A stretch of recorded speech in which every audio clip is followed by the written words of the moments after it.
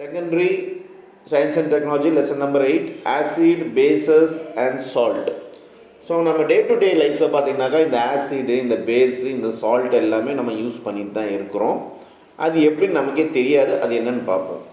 From generation our parents have been using tamarind or lemon juice to give shiny look to the copper vessel. Our mother never store pickles in the metal containers. Common salt and sugar has often been used in effective preservatives. How did our ancestors know that tamarind, lemon, vinegar, sugar, etc. works effectively? This was common collective wisdom which was passed from generation to generation. These days, bleaching powder, baking soda are commonly used in our homes. You must have used various cleaners to open drains and pipes and window pane cleaners for sparkling glasses. How do these chemicals work? In this lesson, we will try to find answers to these questions. Most of these examples can be classified as acids, bases, and salt. In this unit, we shall categorize these substances. We shall study about their characteristics, properties. We will also be learning about pH, the measure of acid, and its importance in our life. So பார்த்திங்கன்னா நம்ம ஜென்ரேஷனாக பார்த்திங்கன்னா காலங்காலமாக நம்ம parent பார்த்திங்கனாக்கா நம்ம அப்பா அம்மாவில் என்ன பண்ணுறாங்கனாக்கா டேமரிடு, lemon juice இது எல்லாமே யூஸ் பண்ணிகிட்டு இருக்காங்க. எதுக்காகனாக்கா காப்பர் வெசல்னாக்கா இந்த செம்பு பாத்திரங்கள் எல்லாத்தையும் கழுவுறதுக்காக, பளபளன்னு ஆக்கிறதுக்காக டேமரிட்னா புளின்னு சொல்லுவாங்க, நம்ம சமையலுக்கு யூஸ் பண்ணுற புளி. அப்புறம் பார்த்திங்கனாக்கா லெமன் ஜூஸ் யூஸ் பண்ணிகிட்டு இருக்காங்க. இப்போ அதே மாதிரி பார்த்திங்கன்னா வீட்டில் ஊறுகாவை வந்து இது பண்ணி வைக்கிறதுக்கு, ப்ரிசர்வ் பண்ணி வைக்கிறதுக்காக என்றைக்குமே மெட்டல் கண்டெய்னர் யூஸ் பண்ண மாட்டாங்க. அதுக்கு பதிலாக பார்த்திங்கனாக்கா பீங்காய் அந்த மாதிரி கண்டெய்னர் யூஸ் பண்ணுவாங்க. அதில் பார்த்திங்கனாக்கா சுகரு, சால்ட்டு இதெல்லாமே போட்டு வச்சுருப்பாங்க, அதுவும் கெடாமல் இருக்கிறதுக்கு.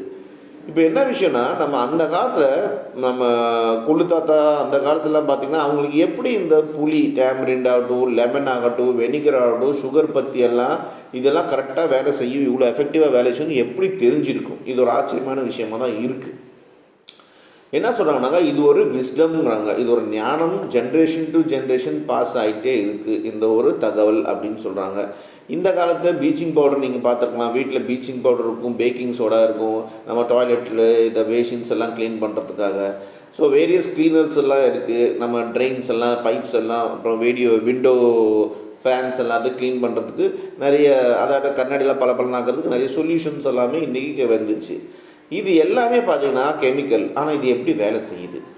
இந்த லெசனில் நம்ம என்ன பார்க்க போகிறோம்னாக்கா எப்படி இதெல்லாம் வேலை செய்யுது, இதுக்கு உண்டான எக்ஸாம்பிள், இந்த ஆசிடு, பேஸு, சால்ட்டு இதெல்லாம் எப்படி கிளாஸிஃபை பண்ணியிருக்காங்க, இதுக்குள்ளே என்ன சப்ஸ்டன்ஸ் இருக்குது, இது எப்படி கேட்டகரைஸ் பண்ணியிருக்காங்க, இதோட ப்ராப்பர்ட்டிஸ் என்ன, அதோட பிஹெச்னாக்கா ஃபாஸ்ஃபேட்டுமாங்க, அந்த சுண்ணாம்பு தமிழில் சொன்னாக்கா சுண்ணாம்பு அப்படிம்பாங்க.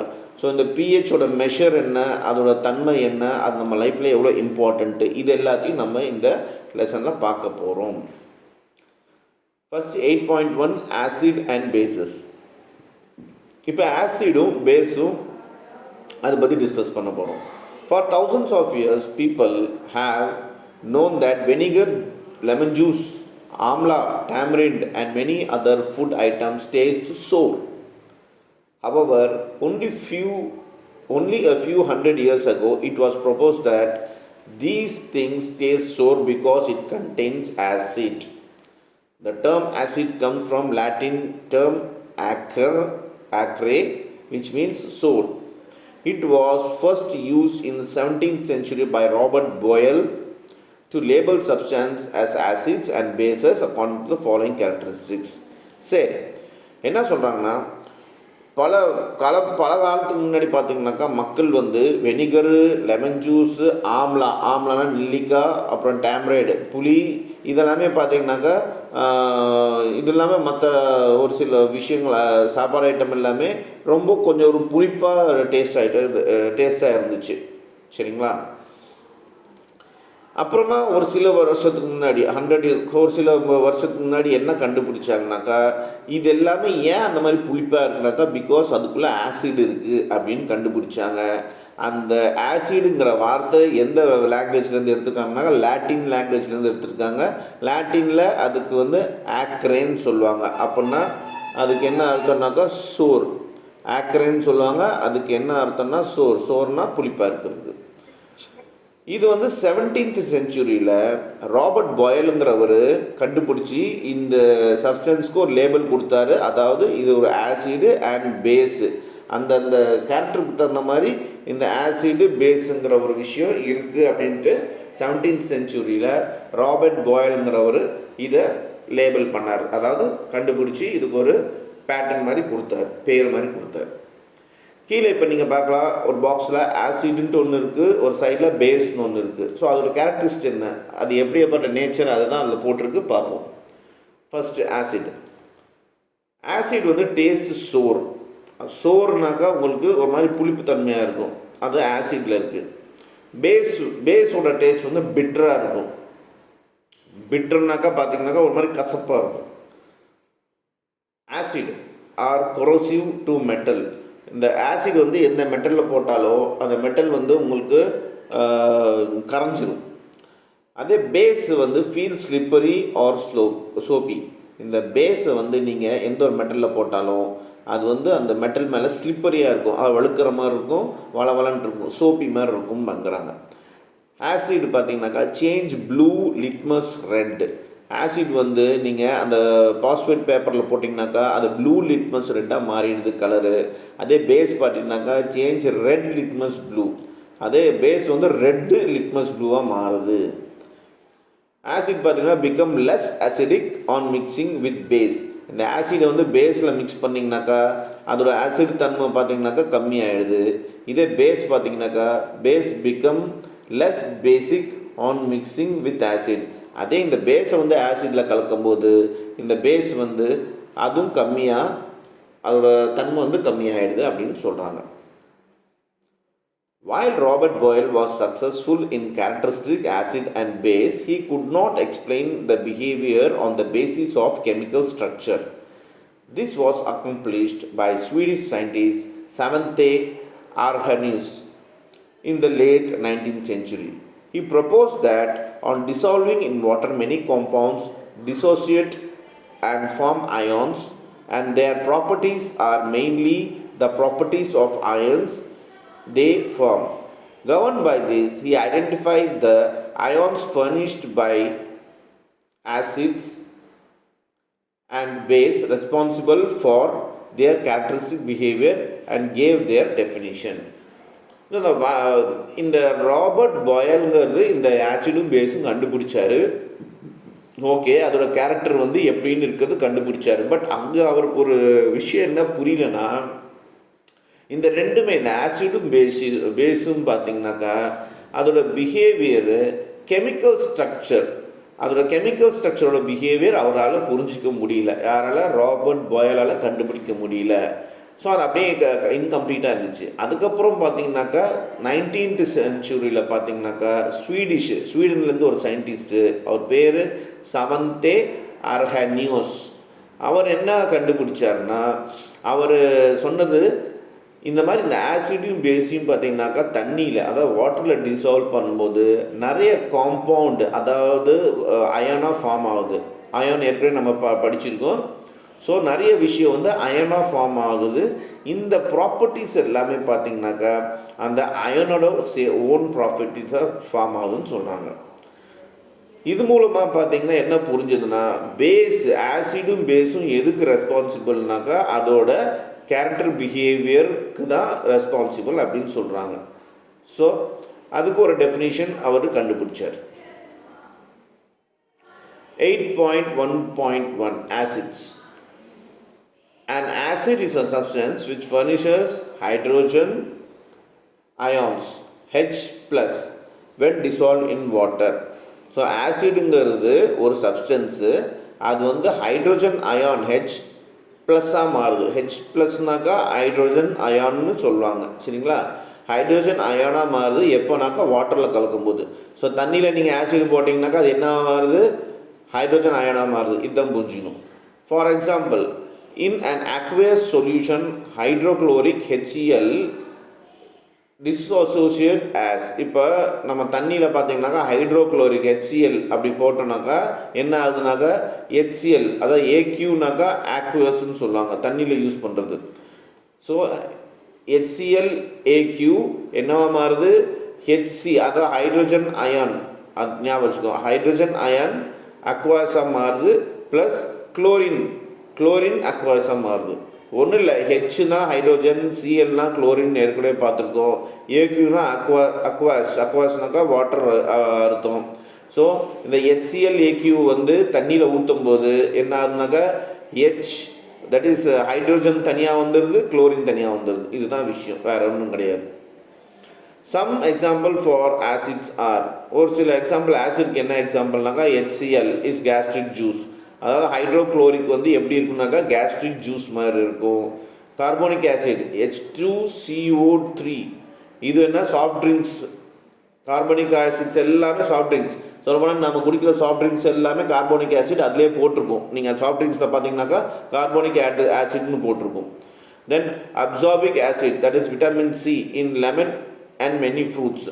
ஸோ லெமன்லேயும் சரி, ஆரஞ்சுலேயும் சரி, இந்த மாதிரி ஃப்ரூட்ஸில் பார்த்தீங்கன்னா, நெல்லிக்காய் இந்த மாதிரி ஃப்ரூட்ஸில் பார்த்தீங்கன்னா விட்டமின் C பார்க்கலாம். அது வந்து அஸ்கார்பிக் ஆசிட் சொல்லுவாங்க.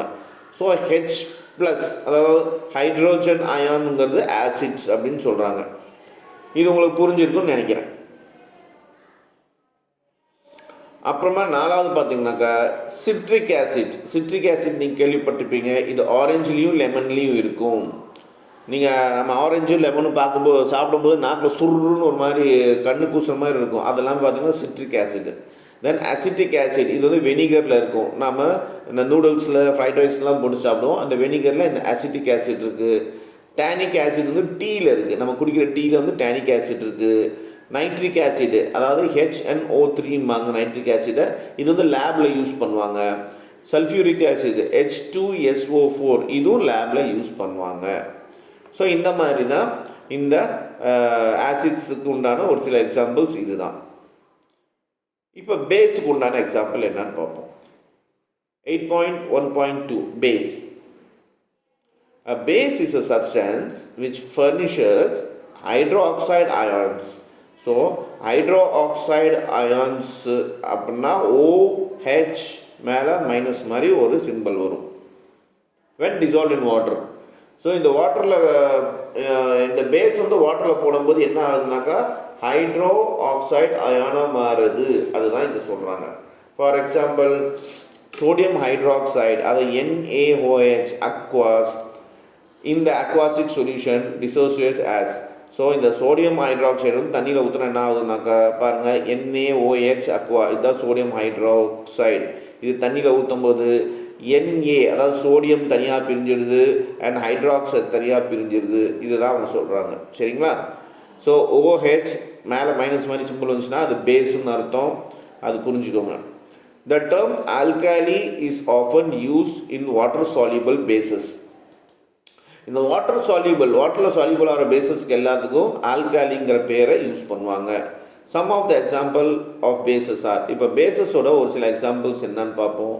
சோடியம் ஹைட்ராக்சைடு, அதாவது NaOH or caustic soda use in washing soap. உங்கள் வீட்டிலலாம் பார்த்தீங்கன்னாக்கா துணி துவைக்கிறதுக்கு எல்லாமே வாஷிங் சோப் யூஸ் பண்ணுவாங்க. ஸோ அங்கே அதில் என்ன இருக்குனாக்கா காஸ்டிக் சோடா இருக்குது. சரி, நம்ம யூஸ் பண்ணுற சோப்பில் கூட காஸ்டிக் சோடா தான் இருக்கும். ஸோ அது வந்து சோடியம் ஹைட்ராக்சைடுன்னு சொல்லுவாங்க. காஸ்டிக் சோடாவுக்கு கெமிக்கல் டேர்ம் வந்து சோடியம் ஹைட்ராக்சைடு, அதாவது NaOH. இதெல்லாம் நீங்கள் தனியாக ஒரு நோட்டில் எழுதி வச்சுக்கோங்க, இந்த சிம்பிள்ஸு நேம்ஸ் எல்லாம், அப்போ ஞாபகம் இருக்கும். Then potassium hydroxide KOH potassium hydroxide. இது எதில் இருக்குனாக்கா நம்மளோட பாத்திங் சோப், நம்ம குளிக்கிற சோப்பில் இருக்குது. So potassium hydroxide. இனிமேல் நீங்கள் சோப்பை பார்க்கும்போது, நம்ம குளிக்கிற சோப்பை பார்க்கும்போது உங்களுக்கு பொட்டாசியம் ஹைட்ராக்சைடு தான் ஞாபகம் வரணும். அது சோப்புன்னு ஞாபகம் வரக்கூடாது, ஏன்னா அதெல்லாம் கெமிக்கலு. அதுக்கு டேர்ம் வந்து KOH. அப்படி தான் நீங்கள் இனிமேட்டு பேசவே செய்யணும் வீட்டில். அப்போ தான் இது உங்களுக்கு ஞாபகம் இருக்கும், ஏன்னா இதுதான் உண்மை. தென் கால்சியம் ஹைட்ராக்சைடு OH2 இது வந்து Lime water use for white wash. நம்ம வீட்டுக்கெல்லாம் சுண்ணாம்பு அடிப்போம், ஒயிட் வாஷ் அடிப்போம், இதில் தான் இது இருக்குது. இது லைம் வாட்டர்ம்பாங்க. இதில் கால்சியம் ஹைட்ராக்சைடு இருக்குது. ஸோ பார்த்திங்கன்னா எல்லா கெமிக்கல் தான். மேக்னீசியம் ஹைட்ராக்சைடு MgOH2 இது பார்த்திங்கன்னா மில்க் ஆஃப் மேக்னாசியா. இது மேக்னாசியா ஆஃப் மில்க்கு. இது எதுக்காகனாக்கா control acidity.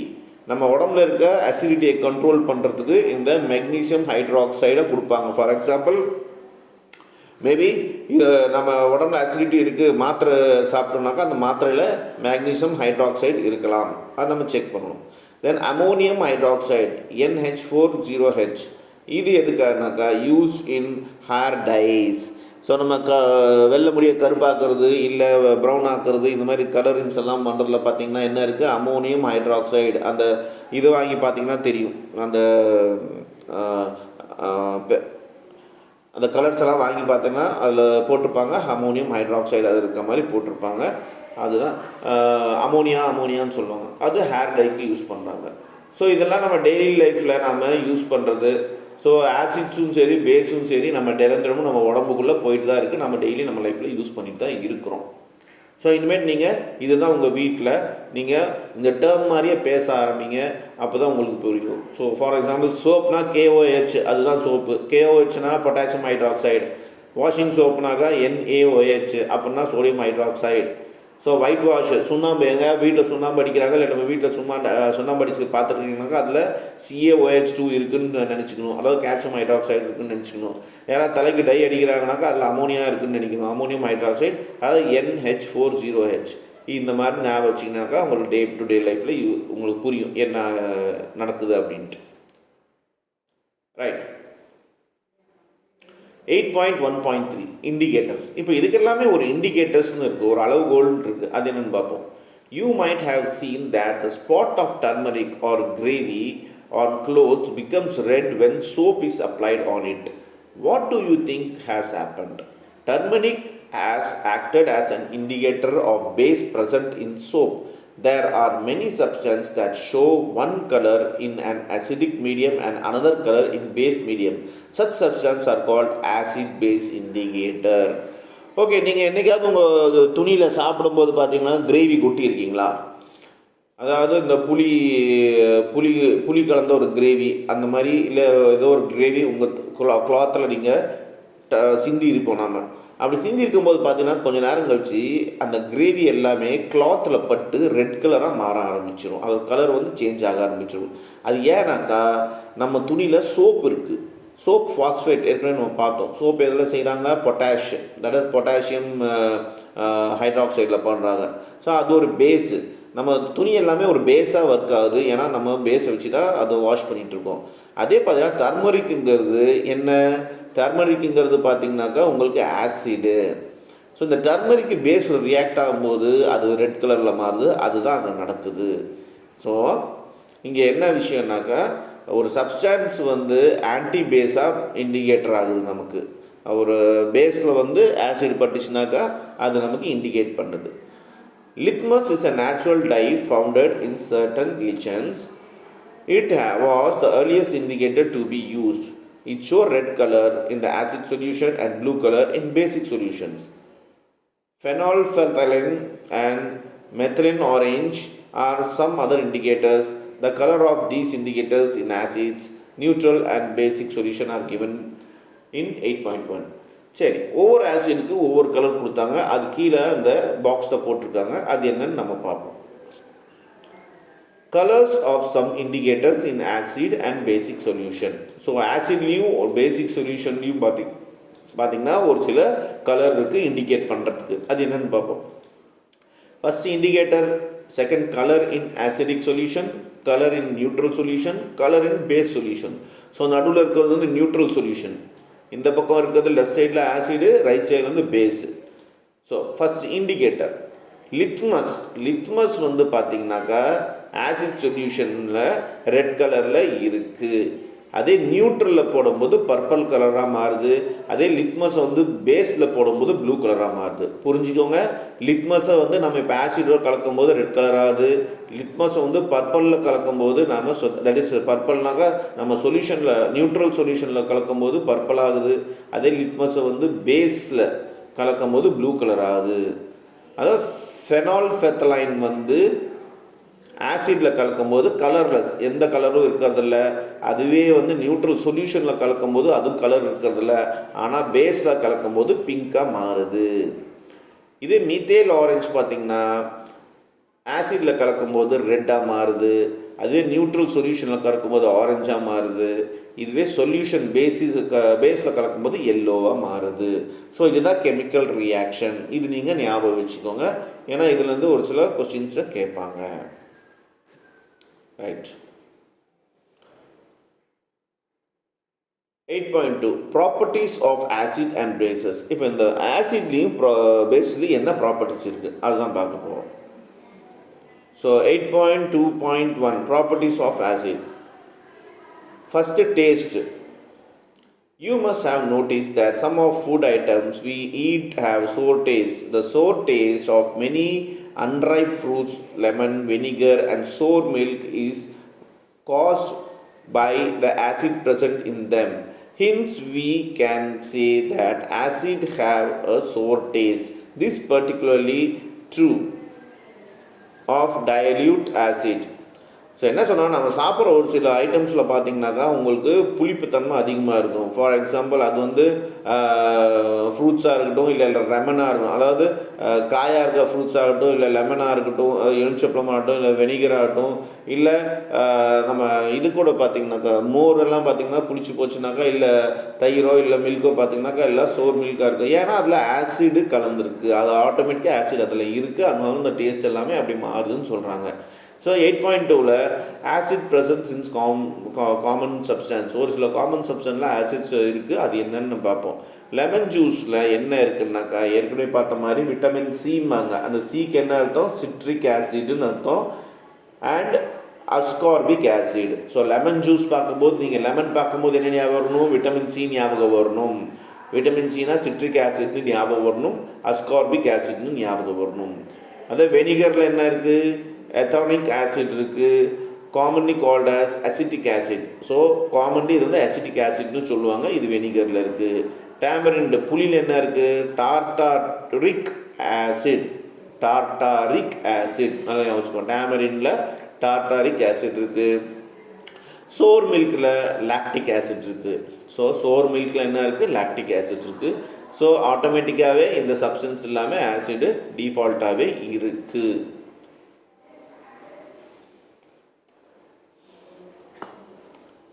Action on indicators. We have learned earlier the indicators show different colors in presence of acids and bases. Let us recall the color of three commonly used in present acid. So நம்ம ஏற்கனவே பார்த்தீங்கன்னாக்கா indicators என்னென்ன இண்டிகேட்டர்ஸ்க்கு என்னென்ன colour இருக்குதுன்னு பார்த்தோம். அது சும்மா refresh பண்ணுறாங்க. லிட்மஸ் என்ன கலரில் இருக்குது? ஆசிடில் மீடியமில் ரெட்டு. ஃபெனோத்ரோபின் பார்த்தீங்கன்னாக்கா கலர்லெஸ்ஸு. மெத்தோல் ஆரஞ்சு வந்து ரெட்டில் இருக்குது. ஸோ இதை ரீகால் மாதிரி பண்ணுறாங்க. அடுத்தது conduction of electricity and dissociation of acid. Do you know that solution of acid in water, aqueous solution, conduct electricity? இந்த அக்வாட்டிக் சொல்யூஷனில் பார்த்தீங்கன்னாக்கா எலக்ட்ரிசிட்டி கண்டக்ஷன் இருக்குது, எலக்ட்ரிசிட்டி ஜென்ரேட் ஆகுன்னு சொல்கிறாங்க. Such solution R commonly use in car and inverter batteries. இந்த மாதிரி solution வந்து கார்லேயும் inverter பேட்டரிஸ்லேயும் நீங்கள் பார்க்க முடியும், யூஸ் பண்ணுறாங்க. When acids are dissolved in water, they produce ions which help in conducting electricity. ஆசிடை வந்து தண்ணியில் டிசால்வ் பண்ணும்போது அயான்ஸை ப்ரொடியூஸ் பண்ணுது, அதனால பார்த்தீங்கன்னாக்கா எலக்ட்ரிசிட்டி ஜென்ரேட் ஆகுது. This process is known as dissociation. இந்த ப்ராசஸ்க்கு பேர் தான் dissociation சொல்கிறாங்க. More specifically, acids produce the hydrogen ions, H+, which are responsible for all their characteristic properties. So இந்த ஆசிட் பார்த்தீங்கன்னாக்கா ஹைட்ரோஜன் அயான்ஸை ப்ரொடியூஸ் பண்ணுது. இது ஏற்கனவே நம்ம பார்த்தோம். இதுதான் எதுக்கு பொறுப்புனாக்கா அதோட கேரக்டரிஸ்டிக் ப்ராப்பர்ட்டிஸுக்கு பொறுப்பு. These ions do not exist as H+ in the solution but combine with water molecules as shown below. So இந்த அயான்ஸ் பார்த்திங்கனாக்கா உங்களுக்கு சொல்யூஷனில் எக்ஸிஸ்ட் ஆகாது. ஆனால் பார்த்திங்கனாக்கா வாட்டர் மாலிகூல்ஸில் இருக்கும். அது கீழே சொல்லியிருக்க மாதிரி. ஃபார் எக்ஸாம்பிள் ஹைட்ரோஜன் ப்ளஸ்னால் நம்ம ஹைட்ரோஜன் அயான்னு பார்த்தோம். ஓனாக்கா ஆக்சிஜன், H2Oனாக்கா உங்களுக்கு என்ன வருதுனாக்கா தண்ணி. H2Oனாக்கா தண்ணி தான் நம்ம H2O, வாட்டர் தான் H2Oன்னு சொல்லுவோம். ஸோ இந்த H2O கூட இந்த ஹைட்ரோஜன் அயான் சேரும்போது H3O மாறுது, அதாவது ஹைட்ரோனியம் அயானுன்னு சொல்லுவாங்க. So the H3O plus ion is called hydronium ion. These ions are also represented as H plus aqua on the basis of extent of dissociation occurring in their aqueous solution. Acids are classified strong and weak. So in the dissociation தகுந்த மாதிரி இந்த ஆக்வாவில் தண்ணியில் solution acid classify வந்து ஸ்ட்ராங்காக இருக்கா வீக்காக இருக்கான்ட்டு அதெல்லாம் நம்மளால் பார்க்க முடியும் அப்படின்னு சொல்கிறாங்க.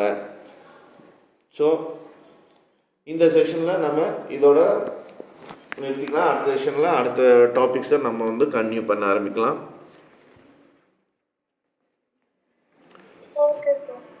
இதில் ஏதாவது டவுட் இருக்கா உங்களுக்கு?